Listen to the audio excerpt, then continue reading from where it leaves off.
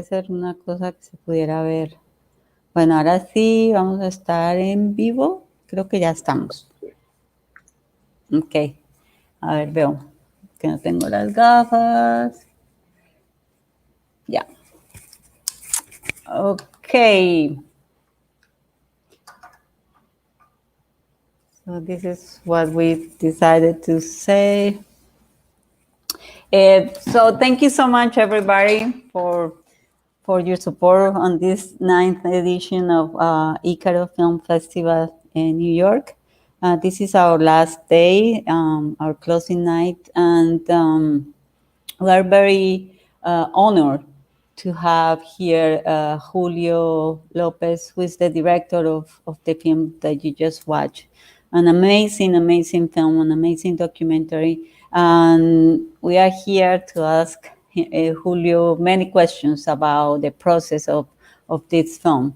My first question, Julio, and thank you so much for being with us, is you did something that is, I think it's almost impossible in many ways to do, which is to put everybody in kind of like I would say it's kind of like a road trip, a road movie, kind of like, trying to construct something so painful, and but you made it in a way that it was kind of gentler to everybody, like you put everybody on the same level. How was that process? Because I know it's not an easy process. It's not something that you see every day or in many documentaries that talk about conflicts. Yes. Well, first of all, I'd like to thank Festival Icaro in New York, USA. It's a really pleasure to me present the movie. We would not be able to go because of the COVID pandemic, but well, we are here. And it's the first time in maybe like a year or something that I don't speak English, so I hope I could do it well. So it's a very long question. Is how we made this possible to put this. For me, it was very important for the very first moment that I knew that I wanted to make a film about the civil war in El Salvador. That for me the most important thing is the dialogue. For me, is the heart of the film, and every part of the film is made to. A film that would allow to have this dialogue. At first, I didn't know if I could make it or not, but I spent 3 years looking for all the people, talking with people that have lived the battle, the Ofensiva Final, and it was very easy or very quickly that we realized that we can do this film. That people 20 years of the 20 years before 20 years after the battle and the end of the war, the people really would like to talk. So we talk like something like 100 persons that fight or lead the battle, and we didn't and we really quickly realized that it would be possible, this dialogue, and that everyone wants to have this dialogue. I think it's important that we made a film with a humanistic point of view, and maybe the others films or the others pieces of art of literature were not so humanistic, or a lot of these products have this ideologic or party side of things, and we made it a very humanistic film, and we explained to the people that this is humanistic. We're going to talk about the war, we're going to talk about the pains, the wounds of the war, so everybody, I think everybody wants to participate in this kind of dialogue, and it's really beautiful that not only in the film or in the process of the film we would be able to make this dialogue, but when we finished the film and we presented to El Salvador, this dialogue went really big, and I think that everybody that saw the film wants to talk about it, and it's very interesting that not only different political points of views are talking about, but also different generations are talking about. A lot of people, young people that never that weren't be that weren't lived the war, they are talking about it. So I think this dialogue it's been very impressive. Yes, and talking about that, people that were very little when that happened, I think one of them was you, and I think you kind of have dedicated your professional life to try to show those, as you say, that humanistic point of view, that idea of war is human beings killing each other, but sometimes the motives or the ideological point makes the how would say makes the protagonist kind of invisible, really, like people. And with this film, I must say that Julio has been the producer of two films that are a wonderful film. We have shown them in the festival in past versions of Ícaro, Los Ofendidos, and El Cuarto de los Huesos. And now this is his first film as a director. So tell me about that. As a kid, you lived that war, and you in a sense of like it was there, but you didn't know really all the sides. And this is a quest for that. It's like kind of like something that you dedicated your life to try to bring to light.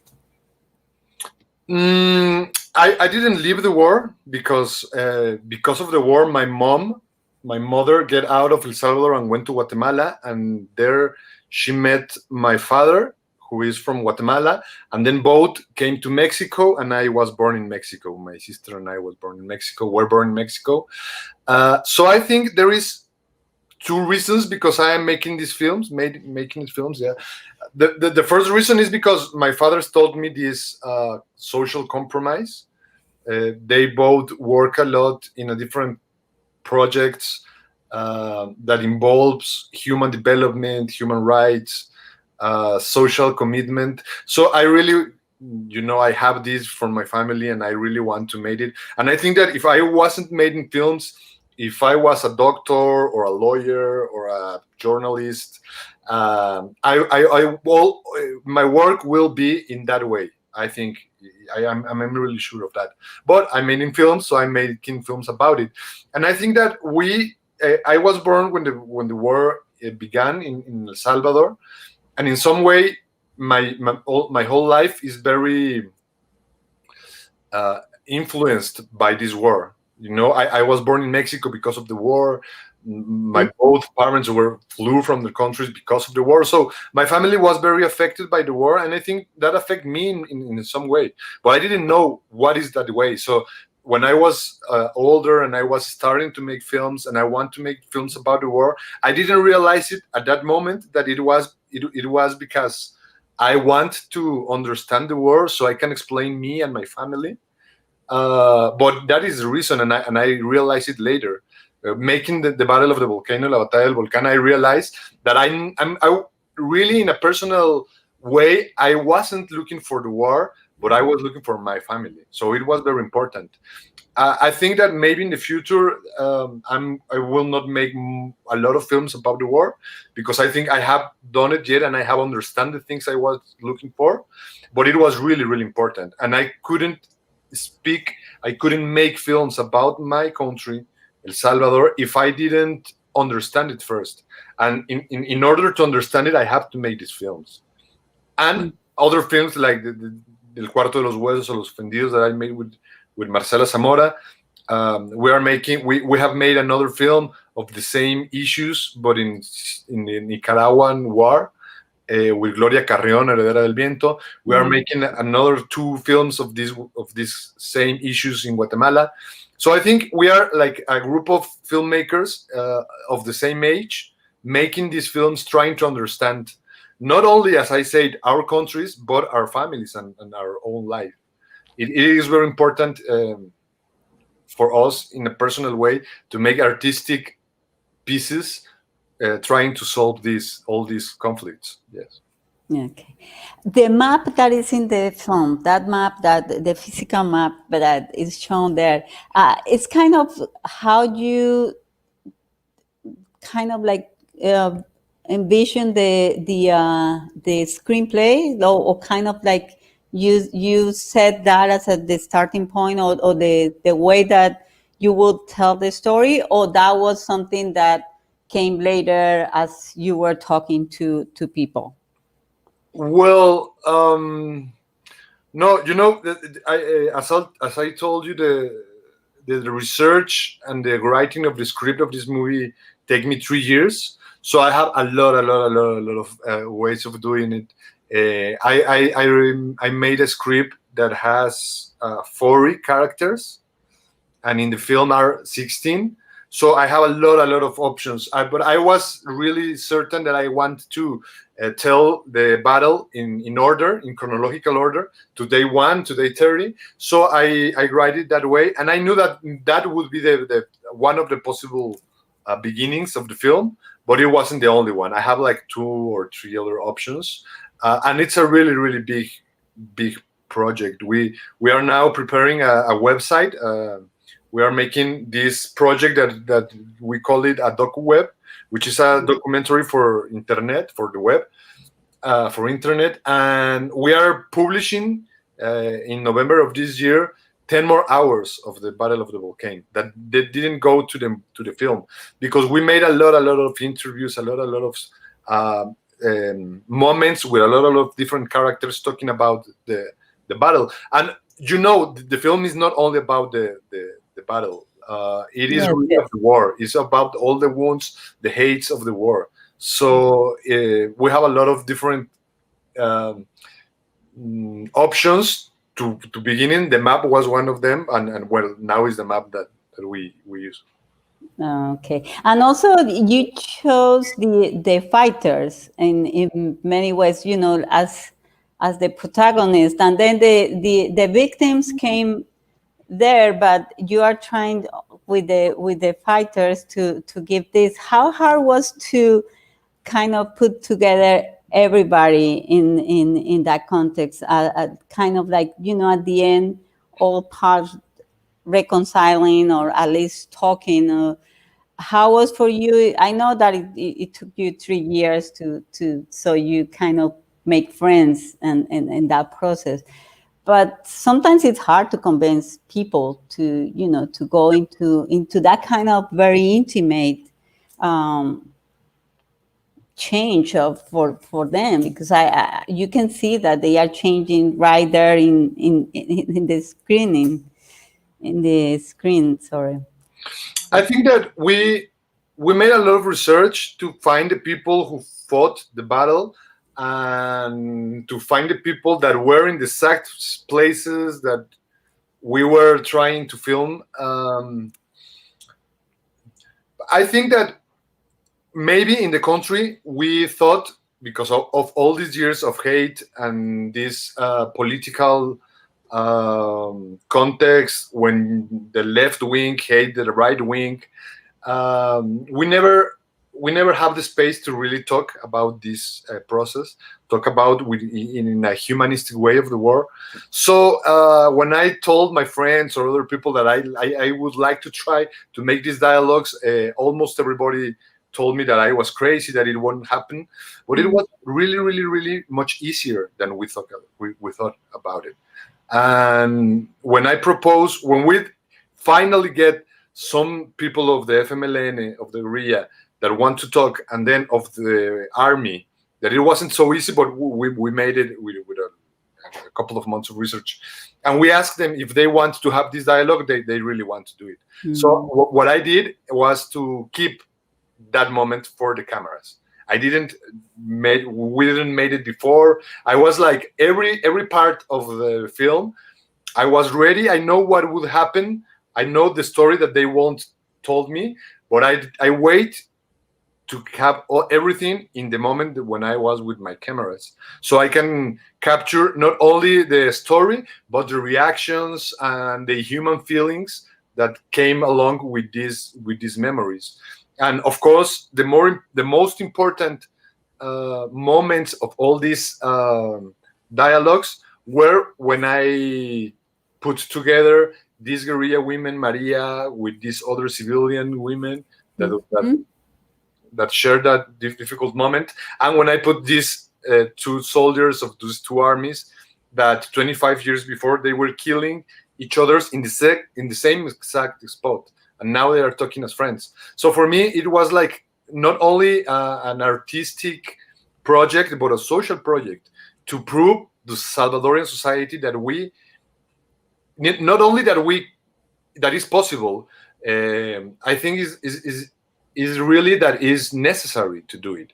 And I think that the movie, when we show it in El Salvador and we show it in a lot of different spaces like this one, it opens this space for dialogue and memories. And I think that we accomplish the objective that we have at the very first moment.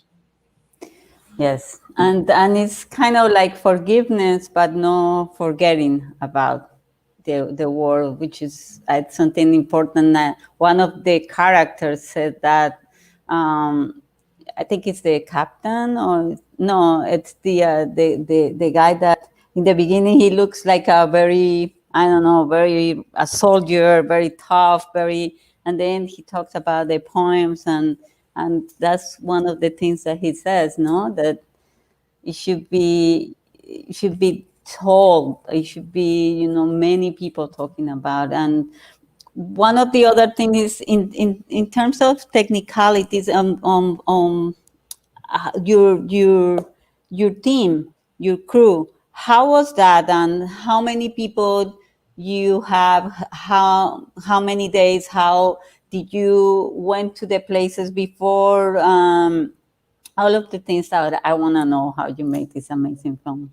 Well, it's very important for me to say that I wrote a script like it was fiction, because I know all the stories that everybody has lived and that I would ask in the moment.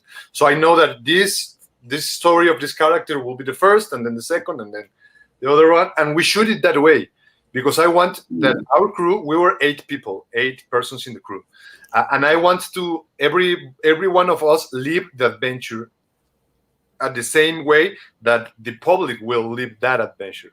So for me, it was really important to make it in chronological way. So the first you see in the movie was the first we filmed, and the last you see was the last we filmed. Kind of less, but it really almost the whole movie is that way. And I know what would be the story that every person would told me, but I don't know the reactions, the human feelings that will explode in camera, and we really have it because we are trying to understand and trying to tell and trying to communicate very painful things and things that really that really affect those people for all his life, for all their lives. So it was a very intense shooting. We shoot 2 weeks, 16 days. In September in 2015, and it was really intense. And as I told you, the film has a duration. It lasts almost 2 hours, but I have other 10 hours that I think are very valuable and that are really necessary to publish. And we're going to do it 10 hours. So in those 2 weeks, we made like 12 hours of footage that I think is important the Salvadorian society can access, and of course the whole world. But first of all, the Salvadorian. Yeah. And for you, like as a director at this, well, you have experience producing, but as a director, how, let's say, how it was for you to in the editing room to, as you say, you have 10 hours of that. How was to even though you have a screenplay and everything was kind of like how hard, and how was the method that you used to say to prioritize this this story? Well, when we first made the first cut with David Gallardo, the editor, that cut was of 4 hours of length.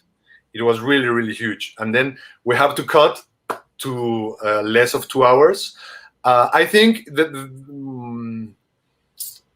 I was very clear of the message, of the different message that I wanted to give in the movie, in the film. So I have to find what was the best way to give those messages. So I have always 2 or 3 different options for the same message. So I was trying to, make this puzzle work out. I wanted to be really frenetic. I wanted to get this sensation with the footage, the journalistic footage that I have, to feel that you are in the battle. And you told us something about at the beginning, something about it's kind of a road movie. It's kind of a road. I see it more like a roller coaster, because I think you get this in the chair and then you go to a roller coaster of emotions. You get laughs, but you get fear, and you get angry, and you get a lot of pain in some parts. So I really made this dramatic roller coaster, and I know that I have to tell the battle from the day 1 to the 13th day. I don't know. Yeah, al día 30. So that was my only guide, and there's a lot of people that I didn't get in the film, and it was very painful to not include a lot of people with amazing stories, amazing persons. But now we are publishing that footage on internet, so everybody can see that, and everybody can see 12 hours of the Battle of the Volcano. Enough time and interest, to see that. But I'm very, very happy with the results, because I think that we made all the objectives that we have, with the rhythm, with the dramatic structure, with the narrative structure, with the sensorial thing of the world that if you see it in the scene. Oh yes, there is a moment that you can't even hear when all the shooting. And speaking of that, of the footage that you got there, you kind of, something that is very valuable there is that you didn't use that. You let that to be part of the film, and that's wonderful. Did you have that footage beforehand, and like that was the starting point of how you created, or it was something that came later? Because as I said, it's amazing how you let that play and be part of. It's kind of like a movie with all the suspense and drama. Well, I really know that I want to make this play with past and present, to see the past of the places and the past of the battle, and then to see the present of San Salvador right now. And I know in my research, I really, really quickly at the first moment, I realized that the most important, or the most valuable, or the most famous footage of that battle was made by this one cameraman, Epigmenio Ibarra, who was a war journalist in El Salvador. And in YouTube, you can find those material in low res and everything, but you can find it. So when I saw and I knew that material, I think I know that I need that material. So I spent like 2 years or something trying to reach this journalist that now runs a very big company of production, and Epigmenio Ibarra is very famous in Mexico. So I reached him. And I showed the project, and that same day he gave me all access to his footage, and I could use the footage in the best quality, and all the footage, a lot of footage that I haven't never seen anybody seen. So that it was like a really, really, really powerful. I think if this table has 4 legs, though that footage is one of the legs. It wasn't the same film if I wouldn't have that footage. And it's very it was very, very, very I don't know how to say it. It make me very happy that I have some interview techniques, because I am walking with my crew in the neighborhoods, talking with the people, And Epigmenio, 25 years before, made the exact same technique for interviews. So in some way, it's like I made it without know that, because when I made the shoot, I didn't have the footage of Epigmenio. So it is like I made the finish of the work of Epigmenio 25 years later. So it was a very, very powerful feeling of filmmaking with this experience and this footage. Okay, and tell me for the protagonist, did they see the film together, or did you have a premiere in which everybody was there? Do you have that opportunity, or it has? We have made it, yes, of course. You know, we were.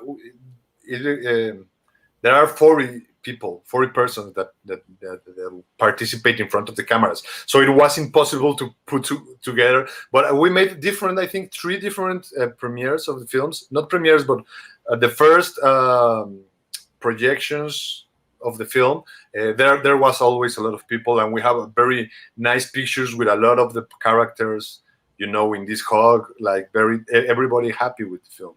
And I think everybody is really happy with the film, because it is like a tool for memory and dialogue. And I think everybody has received it really, really well in El Salvador. That's my feeling, and that's the things that we always receive from the people in El Salvador. Okay. Do you have a friend that says hello? Is Yeah. Armando Arturo? Famosísimo flaco, como no. Chavo. Okay. What are your next projects your next project on as a director? Yes. Well, you know, we are. I think in the beginning of the next year, we are gonna premiere my first feature film. No, filme de ficción with actresses. Yeah. I have worked this film with El Teatro del Azoro, which is a really, really powerful company of theater of 3 or 4 women in El Salvador. It calls Polvo de Gallo, Cock Squeaky, and it's a very experimental thing. And we are talking about a lot of things of the women movement that is going on. So I'm very excited, and we have been working in that film like 2 years from now, and we are very excited to present that film. I think we are going to have a little premiere in El Salvador, because of the people that help us with the film. We'll have it, and then next year I hope we are going to be in festivals with that film. I don't know if it would be online or physical or online, like some people are saying now. Well, yes. Yeah, but well, we are going to have a new film next year, and also we are always working in films. And now I'm working a lot in Mexico, so I want to make Mexican films. But for the moment, we are making Salvadorian films. Yeah. Okay. One question about this is. What's the reaction? Okay, this is kind of what I was going to ask, but I'm glad that Erica asked, what was the reaction of the Salvadorian government? Were they supportive? And in that question also, I would like to see your point of view. Maybe I'm getting you in trouble, but if this war was worth it, or if something came out that, you know, it's okay to have that so much pain. Yes. Well, the Salvadorian government, yes, yeah, we received support with the film funds. We made this film with 4 different funds, and 2 of those funds were from the Salvadorian government, one of the federal government, which is the Pixels Fund, and no hubiéramos podido filmar. We won't film this film, made this film without that fund, Pixel Fund from the government. And then for the post-production, we receive another fund, a little one, from the major city, from the city of San Salvador, a small fund. That, I don't know, like in the support for the arts of the government. Political, we made that film in the FMLN government, and now we are like showing in another government, very, very different, the Nayib Bukele government, and we haven't received any kind of comment from the government, and I think that's good. Yeah. Because I don't know.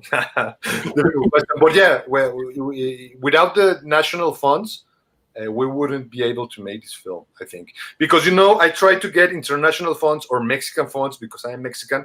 But I think that really the world isn't so interested in talk about El Salvador. And the world isn't really interested to talk about the civil war in El Salvador, the past of El Salvador. So it really has to be funds from El Salvador, and I'm very grateful for that. And I hope, and I'm very glad that we receive it so we can give El Salvador this document, this film, this dialogue, this memory. So it was great. The other question was, if this war, yes, if it was worth, of course, it was worth, really, of course. Sometimes we like kind of think that the history of one country is only the history of that country. We were in the Cold War. There was a lot of wars going on in Central America. Well, 3 other wars going in Central America. We have military dictatorships in South America. We have, the Russia thing, and the whole world was in flames. And El Salvador El Salvador was one of the last conflicts of the Cold War. And we have to understand that war in that conflict, that we went as a country can be of that story. And I think that the young people that live in the 70s and the 80s have to decide if they wanted to fight for the things that they believe or didn't fight. It's like a social commitment that they have to decide what to do in that context, and they get to the streets and get a gun and fight for the things that they were thinking of were the important things. It doesn't matter if you were of this army or the other army, because they all were Salvadorians, and they almost all of them were made in the thing that they think that is right for the country. So of course it was worth. We wouldn't have the country that we have if those young people get to the streets and gave their life. Of course it was worthy. We have a better country? I don't know. That's a very difficult question. But, well, I know the answer, but I don't want to talk about it. But I think that what would we, the thing that we can learn of this is what, as the young people now, are going to do with the country that we have. Those young people in the 70s and the 80s made the thing that they supposed to make. Yeah. Yes, but now what we are going to make now? That is a really important question, I think. And all the blood of those young people made a country that we have right now. And we have to keep that and fight for that, It's really great that we don't have to take guns and fight for that. But we have to fight for that in different political ways, of course. Okay. Hay una pregunta en español y es que ¿qué tan fácil fue hacer que los guerrilleros y militares colaboraran con el documental? La respuesta en español, ¿no? En España. Sí, lo decía hace un rato, no fue tan difícil. La gente pensaba que iba a ser más difícil, yo pensaba que iba a ser más difícil, pero yo quería hacer una película donde existiera ese diálogo, un diálogo humanista para hablar realmente sobre las heridas y los odios de la guerra. Y yo creo que los personajes, las personas que se convirtieron en personajes en la película ya tenían la disposición para hacerlo. Creo que no todo el país tenía en ese entonces, hace 5 años, o tiene ahora la disposición de hacerlo, pero una gran parte sí, tal vez me atrevería a decir que más de la mayoría de la gente sí quiere tener ese diálogo. Entonces la película en ese sentido fue como un empujoncito para demostrar que fuera una prueba de que sí se puede hacer ese diálogo y que es importantísimo ese diálogo para conocer el presente, porque si nosotros no entendemos ese pasado, no podemos entender el presente y por lo tanto no podemos imaginar un futuro. Muy bien. Bueno, creo que eso es como todo lo que queríamos decirte, Julio. Muchísimas gracias. Se quedan muchas preguntas, ya nos veremos y hablaremos, pero creo que this movie is very important, not only for the Salvadorian people, but I think for many of us were our countries are in similar conflicts. I think on the Colombian side, and when I saw your documentary, it was kind of like, the accent was different, but all these situations, all the protagonists, all the motives are there. And I thank you for that. I thank you for making these documentaries. And as I said, it's about forgiveness, but no forgetting about them. Of course, yeah, and thank you for your words, and I think that is very important that you have at least as Central American filmmakers or Salvadorian filmmakers, that we have one eye in the past and one in the present, because the things that are going on in the present, in the last 10 years, in the last 15 years, right now, are really, really difficult, and I think we never reached the peace. We are in the post-war, but we have never reached the peace. So we have to continue working on everyone in his projects to build the peace. No one will build for us. We have to build the peace, and we are in that way. Okay, thank you so much. Thank you, and thank you everybody for the comments, and thank you Icaro Film Festival New York and all the team behind.